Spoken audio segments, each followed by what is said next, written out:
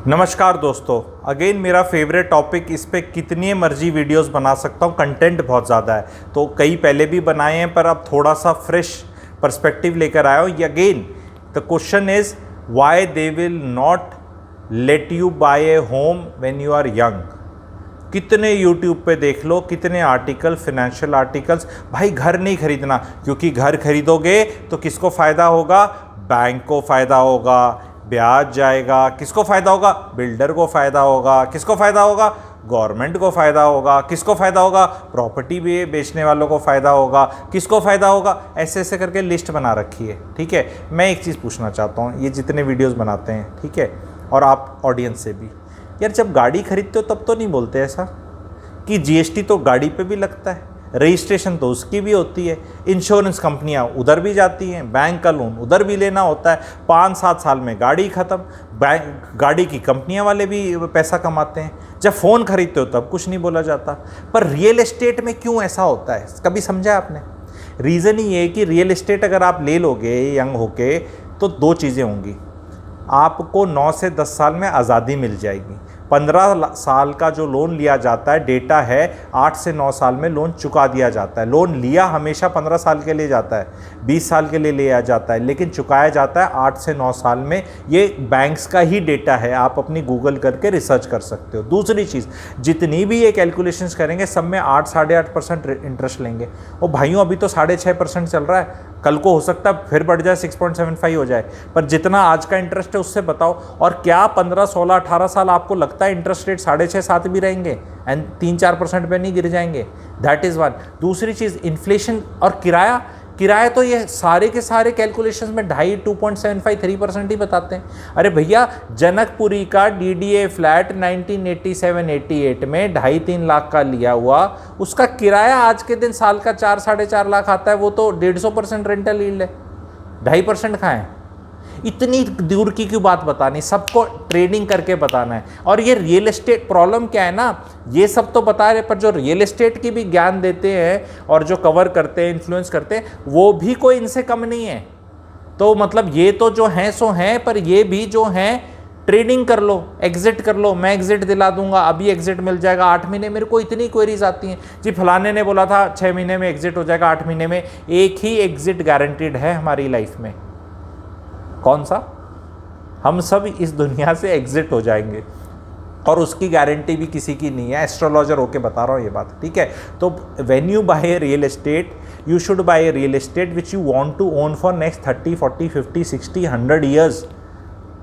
Inheritance इतनी अच्छी खरीदो। When you buy a stock, you are not buying a stock और a share price, you are buying a piece of business which you should be wanting to own for 30 years।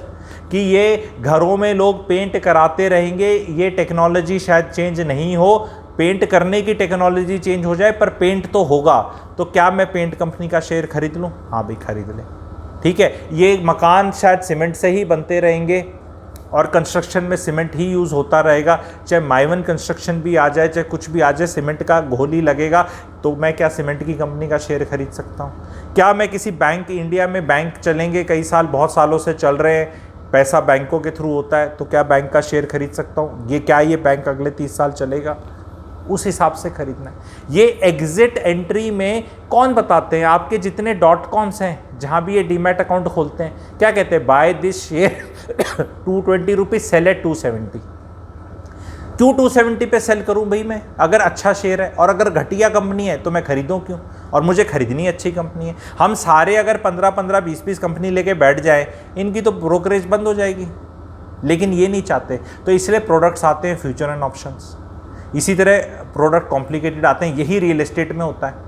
Commercial ले लो, यहाँ ले लो, वहाँ exit कर लो, क्योंकि हमें क्या ना, खाली नहीं बैठा जाता।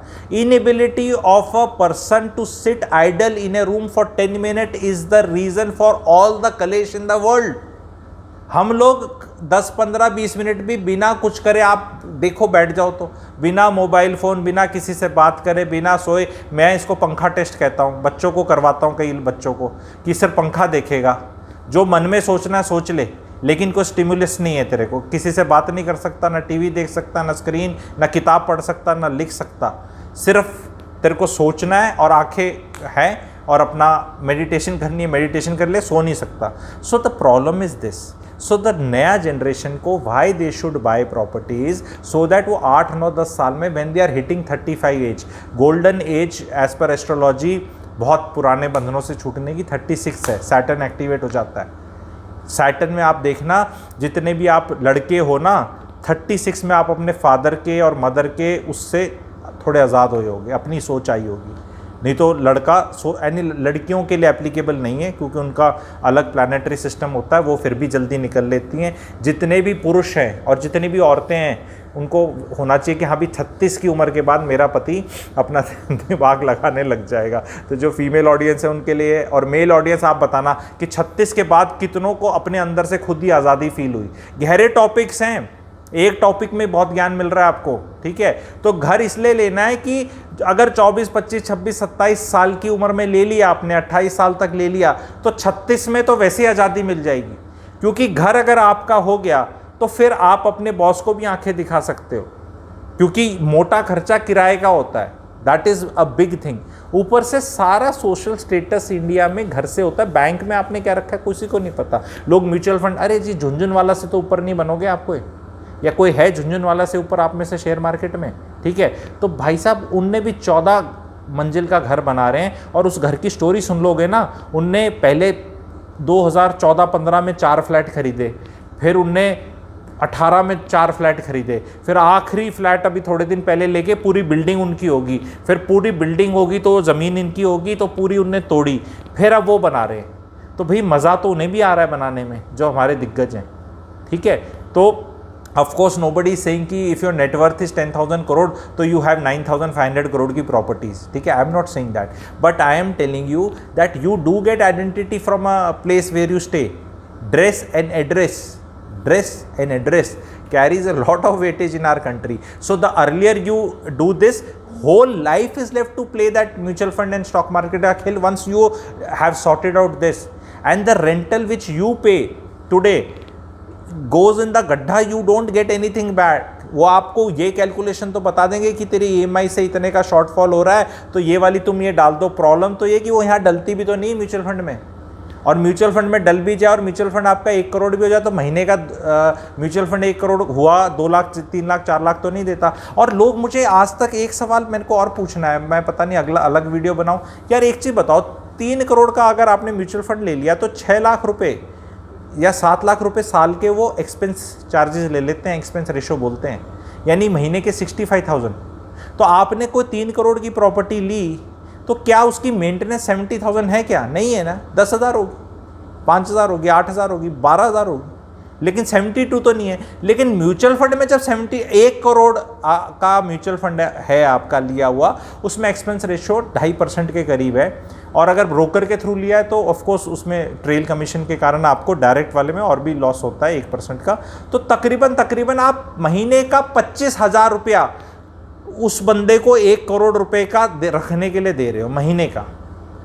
तो रियल एस्टेट में क्या 1 करोड़ रखा हुआ कहीं आपको 25,000 दे रहा है? ऐसे कोई नहीं सोचता। 30,000 दे रहा है, 1 करोड़ का में एप्रिसिएशन भी होता है और महीने का कुछ मिलता भी है मुझे। वो बंदा अगर आपका 1 करोड़ का अगले साल 90 लाख कर दे, वो फिर भी अपना वो 25,000 लेगा। Nowhere I am saying and suggesting कि you should not buy mutual funds, you should buy mutual funds, ठीक है। बट ये एक कंपैरिजन था। इस तरह के मैं छोटे छोटे कंपैरिजन लाता रहूँगा, नहीं तो वीडियो बहुत बड़ा हो जाएगा। तो मैं वीडियो को यहीं बंद करता हूँ। इस पे फीडबैक कैसा आता है बताओ। मेरे पास काउंटर 25 रीजंस हैं प्रैक्टिकल बताने के, and I am an equity guy, I am for equity, but I have discovered कि how we can play both the asset classes nicely. कैसा वीडियो लगा बताएंगे, शेयर करना, लाइक करना। Thank you very much.